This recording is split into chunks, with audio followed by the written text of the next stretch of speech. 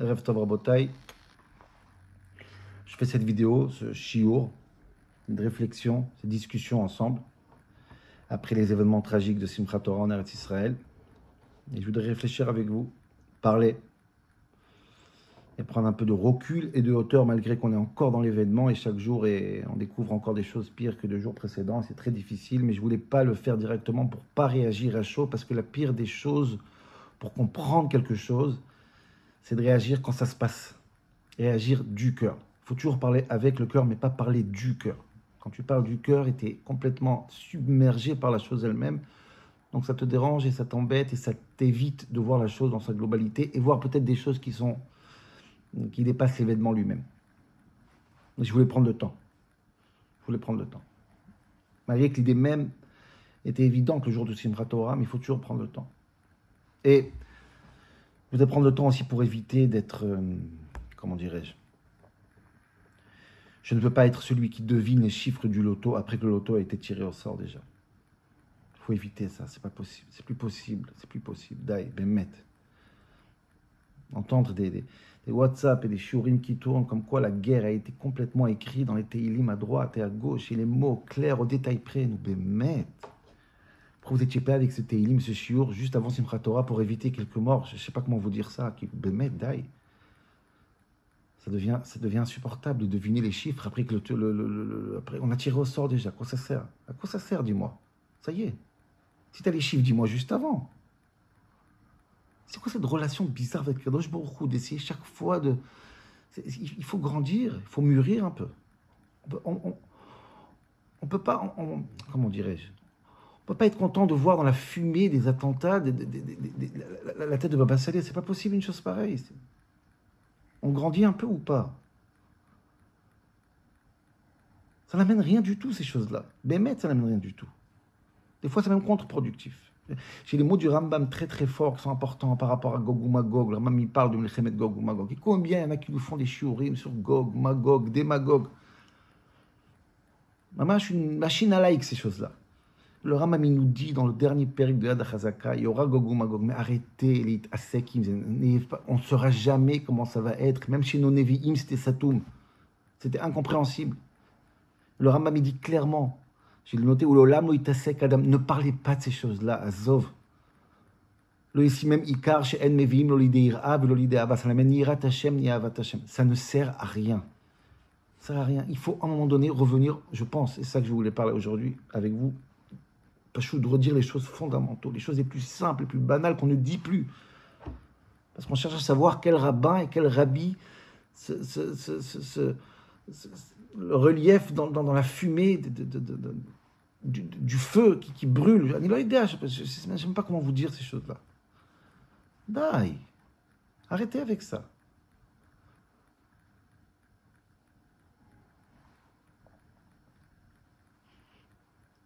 Donc prendre le recul, quand j'y prends le recul, prendre de la hauteur, c'est pas parce qu'on est plus intelligent que quelqu'un d'autre, on a plus de hauteur que quelqu'un d'autre. Mais c'est plus simple dans le peuple juif, en tant que juif, de prendre du recul sur une chose, puisque ce n'est pas la première fois que ça arrive. Et quand une chose se répète plusieurs fois, on arrive à avoir une certaine cohérence.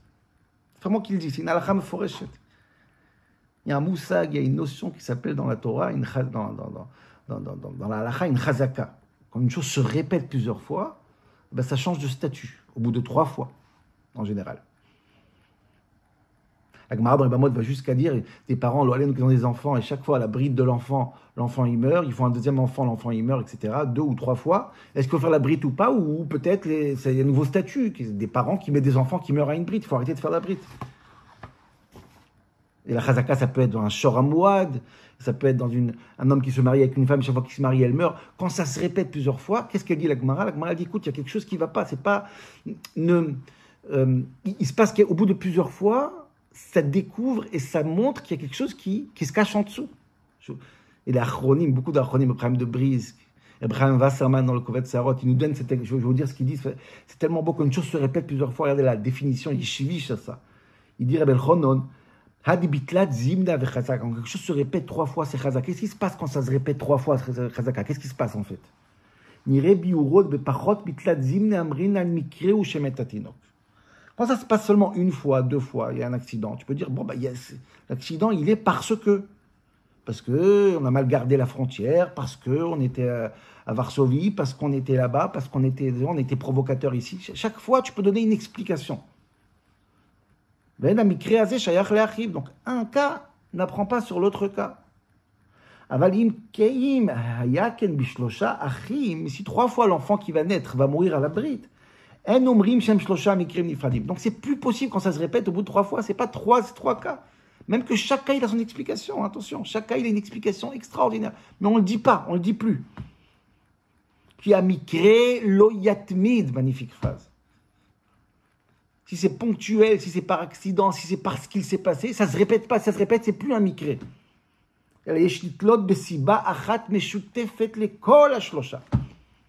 Quand ça se répète, en fin de compte, cherche la cohérence qu'il y a en dessous. C'est pour ça qu'il faut arrêter de faire la bride. Donc, quand on a une tragédie, et hélas, chez nous, Am Israël, Ribbona Olamim, c'est pas la première, c'est pas la 3e, c'est pas la 10e, hélas.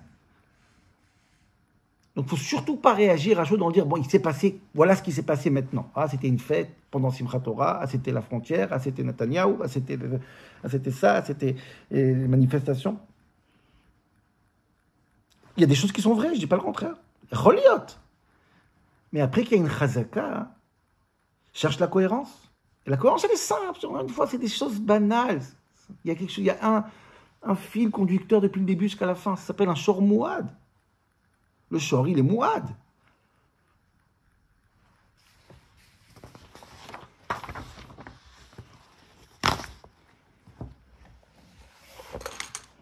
J'ai pas de grand chidushim, Rabotai. Je pense pas. Parce que je pense que le plus grand des chidushim, c'est dire les choses banales que plus personne ne veut dire. C'est pas juste simple. La réalité, c'est que la première fois qu'on nous a tués en tant que peuple, et la dernière fois, c'est-à-dire ce qui s'est passé il y a 10 jours, c'est la même raison.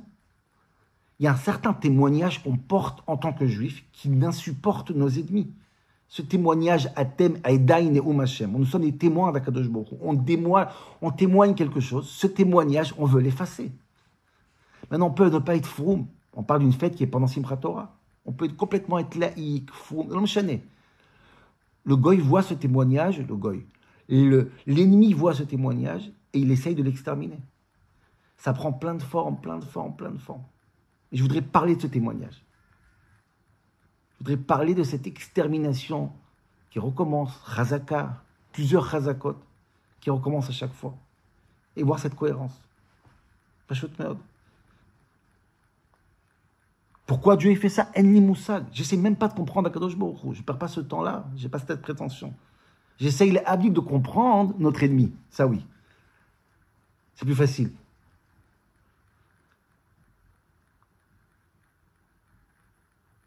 Le fait qu'il répète et il répète, il nous donne l'histoire, il nous donne sa raison, sans qu'il le veuille.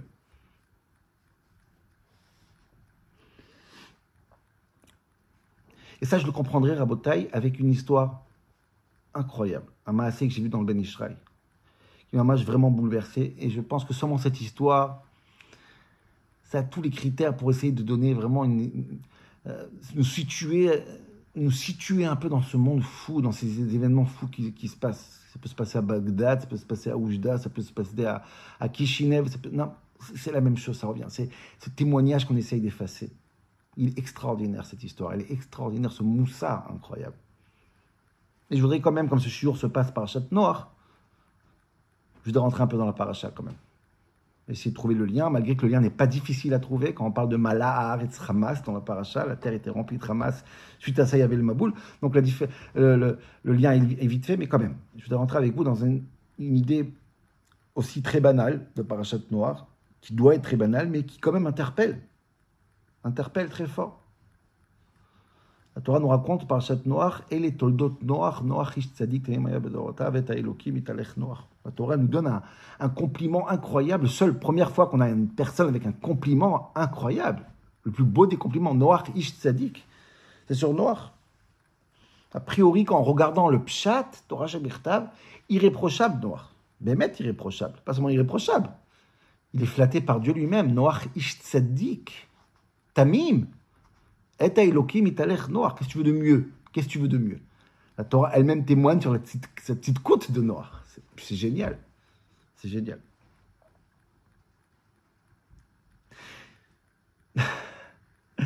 Hélas, comme d'habitude, ce qui va être terrible et terrifiant, c'est que Chazal vont prendre une chose qui est évidente, c'est-à-dire la petite coupe de Noach, et ils vont la renverser. Et on va arriver à des situations de Noach que Chazal vont dire des choses terribles sur lui. Et encore une fois, cet écart qui est insupportable. Comment Torah Shebéalpé peut prendre quelqu'un que Torah Shebirtav l'a qualifié de tzaddik et le rendre un rachat, pratiquement un rachat terrible. C'est toujours un écart qui me passionne. Alors, on a vu un shiur sur Esav, sur d'autres, que la Torah reste neutre. Et Chazal ont pris ce personnage, ils l'ont mis dans une situation qui est terrible. Le plus grand des Rechaïm, le plus grand des assassins. Mais là, la Torah nous donne quand même... C'est un tzaddik. C'est un vrai tzaddik. Et Chazal, ils disent non. Chazal dit dans le Zohar, Amar Rabbi Yehuda, Manchama Abba Rachmanuta K'Avram. Qui a vu un Av Rachman, un père Rachman qui a des Rachamim comme Avram Avinu? C'est le plus grand Avram Avinu. Tachazi, dit le Zohar, viens voir. Mais Noach Ktiv, il dit Nemashritam. Noach, Akadosh Baruch Hu dit à Noach, je veux détruire cette terre-là, tous ces gens-là. Fait Ashtik. Et Noach, il s'est tué. Il dit rien. Tout le monde connaît ce Chazal. Velo Amar, Velo Mide, Velo Bay Rachme, même pas il fait une tfila, rien du tout. Aval Avraham, Bishad, Amar, la Kadosh Baruch Hu, Zakat, Dom, Va'amora, Kiraba, quand Kadosh Baruch Hu dit, je veux détruire ce Dom, Miyad, Ktiv, Vayegesh Avraham, Vayomer, Rafti, Spetzadik, Racha. Avraham, il prie. Bravo. Noach. Avraham, Shkoyach. Le Zohar, il continue. Après que Noach est sorti de la Teva, il a vu le Khurban, la destruction du monde. Il a vu vraiment une Shoah. Il prie le Boché. J'ai traduit. Le Zohar, il dit que comment Noach commence à pleurer. Riboyne sheloilom. Il crée ta Rachon Vechanoun. Tu t'appelles Rachon Vechanoun. Tu vas être Marachem al Banecha. Tu dois être Marachem sur tes enfants. Alors Dieu a répondu à Noach, Raya Shatia, espèce de berger idiot. C'est maintenant que tu dis ça? Maintenant tu demandes Rachamim? Avant la Maboule, il fallait demander Rachamim. Quand je t'ai dit que je vais tout détruire, quand tu fais le Teva. J'ai attendu que tu pries, tu n'as pas prié. Peut-être tu aurais prié, j'aurais annulé la Xéra. Il a été mis de palais, j'étais me va-t-elle la Xéra? Vous vous rendez compte ce que Dieu dit à Noach? Espèce de choté, cruel, sans cœur.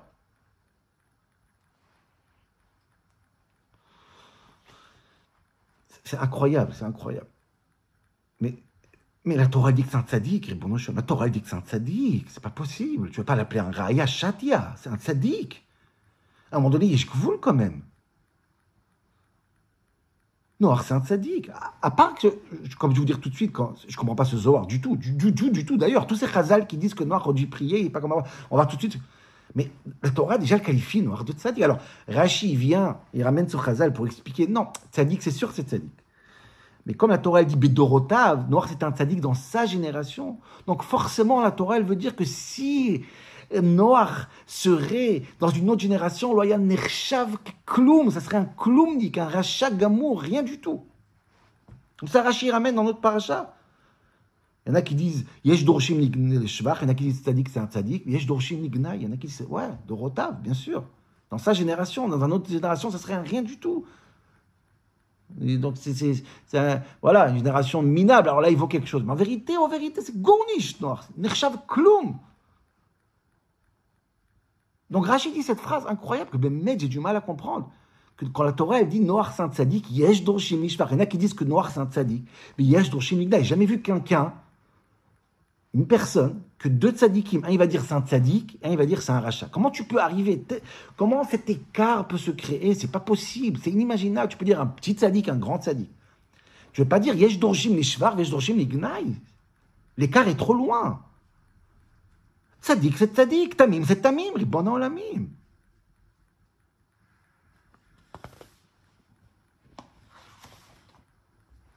C'est l'omit kabel et la date. Je ne peux pas accepter une chose. L'écart est trop loin. À quel écart? Elle a justifié Chazal. Que le pasouk dans la Haftara, chez nous, il appelle le Maboul Mei Noach. L'eau de Noach. Carrément.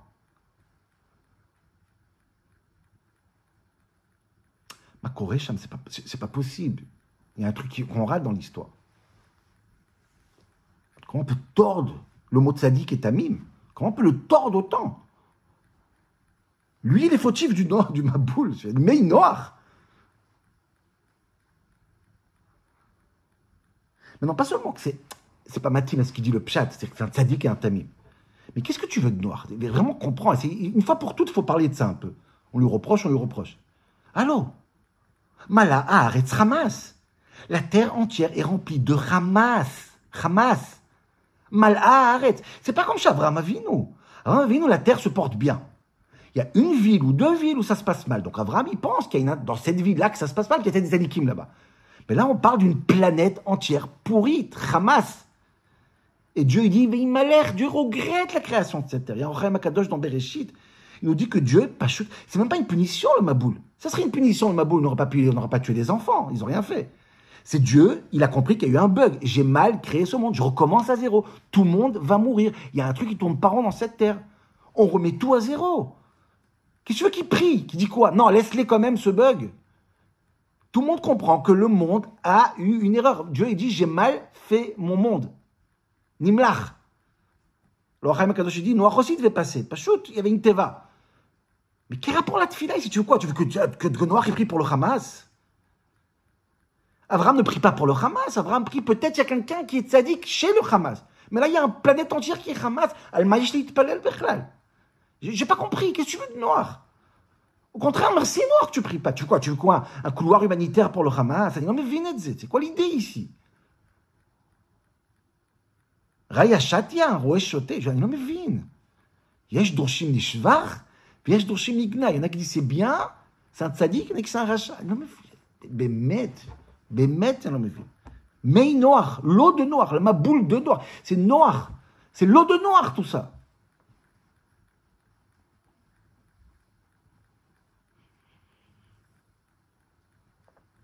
C'est pour ça que j'ai envie de vous dire à Botaï, je pense, une idée, qu'en réalité, le plus grand compliment qu'on peut donner à Noach, c'est qu'il y a Dorshim Lignaï. C'est qu'il y en a qui pensent que c'était un rachat. Il y en a qui pensent que c'est un gnaï. Je ne sais même pas si c'est un rachat. Le fait que Yesh Dorshim Lignaï, le fait qu'on pense que c'est un défaut chez lui, que le Noach, c'est le Maboul, c'est lui, que lui, il n'a pas prié pour le Hamas. Tous ces gnaïs-là, c'est un shvar. Le gnaï, c'est le shvar. L'insulte, c'est le shvar. L'insulte, c'est le fait que la Torah, elle témoigne tzaddik, tamim, c'est le fait que Dorshim Lignaï, c'est quelque chose qu'il faut.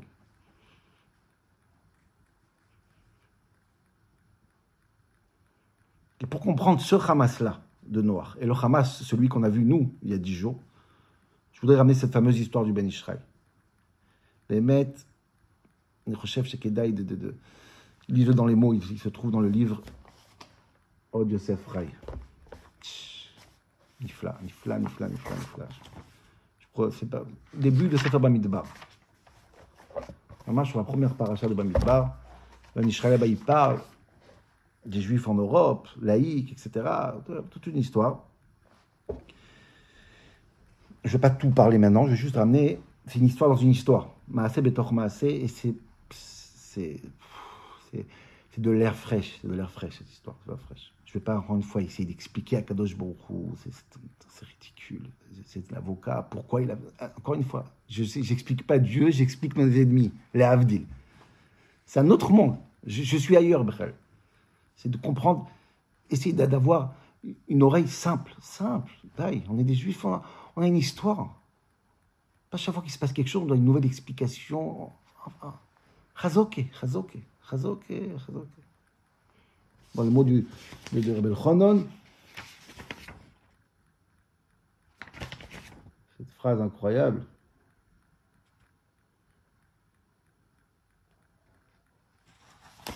En המקרה, כי המקרה לא יתמיד, quand c'est tamid, c'est pas מקרה.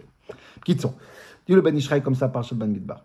Il raconte une histoire, elle s'appelle Chamassé Shamati la Shir Gadol Vatsum Anche Europa. En Europe, ça se passe. Il y avait un juif très très laïque, très important, très très riche, très influent en Europe, mais très très laïque, vraiment très. Il a tout quitté, quoi. Chez Hassan Nirbad Mod Beina Melachim, mais il ne mangeait pas kasher. Rien, il faisait rien, parce que rien. Une fois, le roi l'a invité, parce qu'il y avait 3 rois qui sont arrivés dans le palais. Comme il était proche du roi, il a été invité au cocktail. Non, Féméode. Kitsour, les Chol velishtot sham, et ils ont invité ce Yehudi, Beyom Hayadoua, Vaze Yehudi, Ashir Achav Bagala, Mefoara, Shelo Lavo El Armon Hamelech, Makom HaSeuda. Et donc, il a pris son carrosse avec son cocher. Allez, viens, on va au palais maintenant, on va manger. Là-bas, c'est très fort, je ne sais pas ce qu'il va manger. Bon, un cocktail royal, ça fait partie de la... באמצע הדרך, היה מקום גבוה ושם עמדו קרוב ל-50 ילדים קטנים. Le Ben Ishraï, en plein milieu de la route, il y avait un endroit là-bas. Il y avait 50 enfants. Et ils ont entouré le carrosse, ils l'ont arrêté carrément. Et היו מכים כף על כף וקוראים בקול רם יהודי, יהודי. בלי מספר. Ils ont entouré le carrosse. Ils ont commencé à crier בקול רם, sale juif, sale juif, sale juif. 50 enfants. Il entend ça, ce juif-là. Il dit le Ben Ishraï, il sort de sa poche. Kis shieshbo 1000 dinarim za'av, 100 dinars de pièces d'or. Il donne à son mécharette, à son cocher, il dit, tu donnes à chaque enfant de l'argent. Jette-moi tous ces 1000 et qu'ils se partagent tout l'argent qu'il y a à ces 50 enfants. Incroyable. Il arrive dans le palais. Je vous la fais un peu courte. Et là-bas, il y a un ministre qui le reçoit. Et ce ministre-là, qui est un vrai antisémite, il le reçoit. Et le ministre, visiblement, c'est lui qui a envoyé ses enfants parce qu'il détestait ce juif. Mais il a fait semblant de rien. Il a dit au ministre, il a dit aux juifs, j'ai entendu ce qui s'est passé. Ils sont venus, ils t'ont créé sale juif. Et je voulais te féliciter de ta bienveillance vers ces enfants, le fait que tu leur as donné de l'argent. Tu comprends que ce n'est pas de leur faute, c'est des gosses, qui ne réfléchissent pas. Je suis content que tu n'as pas été macpite sur eux, tu n'as pas été... Tu as compris qu'ils veulent avec un... Tu les as pardonnés, ils n'étaient pas sérieux.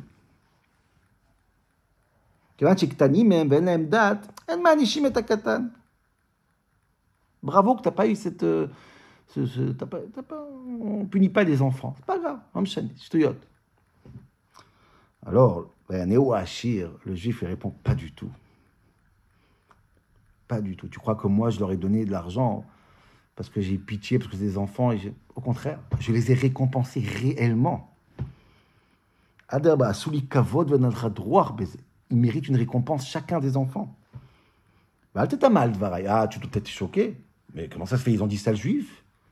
Comment tu peux leur donner une récompense?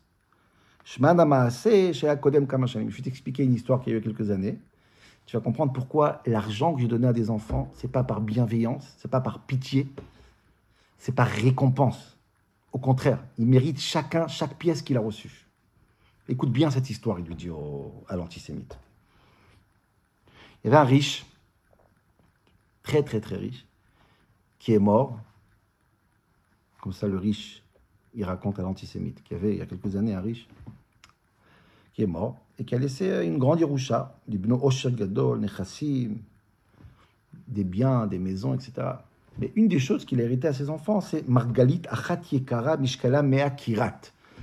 Une pièce de diamant 100 carats. 100 carats, c'est un diamant rare, propre, Naki Mikol Naki, c'est vraiment incroyable. Donc à part tous les biens, il y avait ce bien-là aussi. Le monde entier parlait de ce diamant. C'est nifla, Bémet. Tout le monde disait, waouh, le diamant, on va l'appeler ce jeu, on va l'appeler le diamant de David. Tout le monde parlait du diamant de David, le fameux diamant qui se trouve chez le juif David, comme ça. Et bon, le fils de David, bon, la famille de David, quoi, le fils, il a commencé à utiliser l'argent, il a tout hérité. Il a commencé à lapider l'argent, il a tout perdu. Il restait juste cette margalite qui appartient à la famille. Davidovitch, on va l'appeler. Le diamant des Davidovitch. Voilà, il est parti à la banque et il a emprunté 50 000 pièces d'or. Il leur a donné la margalite, le diamant. Il a dit, écoutez, gardez ça. Vous avez un gage. Prêtez-moi de l'argent sur le gage. Ils lui ont donné. Il a gaspillé les 50 000 aussi. Il est reparti à la banque pour encore 50 000. Il a car autre amishim. 200 000 pièces sur le compte de cette margalite. Asmach mashkonahu. 200 000 pièces. Bon, après, quand il a tout dilapidé, il ne restait plus rien. Qu'est-ce qui se passe? Il est parti à la banque pour prendre encore. On lui a dit non, stop. Même une pièce, on te donne plus. Nigmar, stop. On a ton truc, mais on veut plus. Nisha reikam babayt ou bachutz. Il a plus rien. Il a une pièce, un diamant qui est à la banque et plus d'argent, rien du tout. Écoutez bien. Il y a Voetzlo Sarsour. On finit avec ça. Il est venu ce Sarsour, c'est toujours les très bons conseillers, il marchait même. Il lui a dit écoute bien. Tu as un diamant qui coûte une fortune, il coûte 500 000 ton diamant, au moins. Timkor à Margalit la banque, donne ce diamant à la banque. 500 000 pièces d'or. Tekabel ata sar shloshmot, tout de suite 300 000 tu touches. Et Timkor, qu'est-ce que tu as besoin? Qui ata en lecha anaa mimena. De toute façon, tu as un diamant, tu peux rien faire avec, il est bloqué à la banque parce que tu dois 200 000. Donne-leur ça et tu toucheras 300 000. Les grands conseillers. Margalit monachat etzu. De toute façon, tu ne veux même pas la toucher. Cette margalite, elle est bloquée à la banque. Et tu ne pourras jamais rendre ces 200 000. Vayomerlo. Aïe, aïe, aïe, aïe, aïe. Il répond, ce Davidovitch, il répond Efshar la asot. Même pas en rêve. De ma vie entière, ne me passe même pas à l'esprit de vendre cette margalite. Pourquoi? Yann qui attache à Margalit Mounachat et la banque de Picadon, il est nikret al shmi befi kola olam. C'est vrai que je ne peux pas l'utiliser cette margalite. Elle est bloquée à la banque. Mais dans le monde entier, on dit la margalite de Davidovitch, la margalite de David, la margalite de la famille de David. Le monde entier dit que cette margalite, elle appartient à ma famille. C'est un kavod énorme. C'est un kavod énorme. Elle m'appartient, cette margalite. D'accord, je ne peux même pas l'utiliser. Elle est bloquée à la banque. Mais qu'est-ce qui est bloqué à la banque? La margalite de David. Qui est margalite? Personne n'a cette margalite au monde. C'est que moi qui l'ai. Ah, Nahon. Je ne peux même pas la toucher. Mais elle est à moi. Si je la vends à la banque, même ça, je vais perdre mon identité. Donc, je dois de l'argent. On trouvera de l'argent. Et cette marguerite, elle ne bouge pas. Comme ça, il raconte le juif à l'antisémite. Valken, il dit, tu comprends cette histoire? Il dit le juif à l'antisémite. Moi, je suis juif. Ça ne se voit pas. Je suis complètement laïque. Ça ne se voit pas du tout. Ma judaïté, elle est fermée dans une banque et je ne l'utilise même pas. Je ne sais même pas qui pour. Mais il y a une chose qui est importante. Quand les 50 enfants, ils viennent et ils disent, sale juif, ils sont en train de dire, cette margalite, elle appartient à ma famille. Eux, ils me rappellent que j'ai une margalite qui s'appelle juif. C'est eux qui me le rappellent. Moi, ça ne se voit pas chez moi. Et c'est ces 50 enfants qui me disent, Yehoudi, Yehoudi. Ils me rappellent que je suis juif. Oh, j'ai un héritage qui est le mien. Ça ne se voit pas, mais c'est le mien. Merci, chaque enfant mérite chaque pièce d'or. Parce que grâce à eux, je me rappelle que j'ai un héritage. Ça, c'est inestimable. Pour rien au monde. Alors c'est vrai, c'est pas agréable d'entendre sale juif. Ça fait couler du sang. Mais ça nous rappelle que la margalite est à nous. Et ce rappel-là, il est inestimable. C'est pas joyeux, c'est pas triste. Des fois, c'est des meurtres, des fois, c'est des pogroms. Mais chaque fois qu'un ennemi, il vient, et il nous crie sale juif, et il nous tue sale juif, il nous rappelle que la margalite de 100 carats, elle est à nous. Même si la fête se trouve pendant Simchat Torah, et ça ne se voit pas du tout, comme dit le Ben Israël, ça ne se voit pas du tout. On ne touche même pas cette pièce, elle est bloquée à la banque. Et quand il crie Yehoudi, Yehoudi, oh, ça nous rappelle à notre identité. Et c'est le goy, et c'est l'ennemi, le pire des ennemis qui nous rappelle. Le diamant, il est à toi. Nahon, je veux te massacrer, je veux te tuer. Mais derrière ce massacre, c'est parce que je ne supporte pas que le diamant est à toi. Et moi, qu'est-ce que j'entends ici? Avec tous les pleurs, avec tous les larmes, j'entends quelqu'un qui me rappelle 100 carats. 100 carats. Il y a à l'homme qu'aucun roi il a, c'est toi qui l'as. Vous comprenez ça? Comment ce gnaille, comment cette insulte, comment cette tragédie devient le plus grand des shvach. Et Sarah Botaï, on nous l'écrit depuis Yarda Sinaï la Olam, Sin'a la Olam, depuis Matan Torah. Ça s'est passé Simchat Torah, cette histoire. Depuis qu'on a reçu la Torah, ils nous crient Yehudi, Yehudi. Dans toutes les situations où on était. Comme j'ai dit, ça peut être à Kishinev, ça peut être à Oujda, ça peut être à Francfort, ça peut être à Varsovie, ça peut être en Espagne. Le cri, c'est le même. Je demande d'entendre. Ce gnaï, cette insulte de Yehudi, Yehudi, je veux en entendre comme un shvar. C'est nous. Le diamant nous appartient. Il appartient à notre famille. Zéro. Je dis ça par rapport à Noach aussi, Rabotai. C'est un peu ce qui se passe dans la paracha. Noach n'a pas voulu de couloir humanitaire. Toute la planète doit mourir parce que Mala a Haaretz Hamas. C'est terrible. Il n'a pas prié pour personne. Mais ça, c'est son shvar. Naron, il n'y a que sa famille. Il pense qu'à sa famille. Il pense à ses frères et ses sœurs. C'est tout. Qu'est-ce qui se passe avec le monde entier, des enfants, tout ça? Ce gnaï, c'est un shvar. Il faut savoir l'entendre.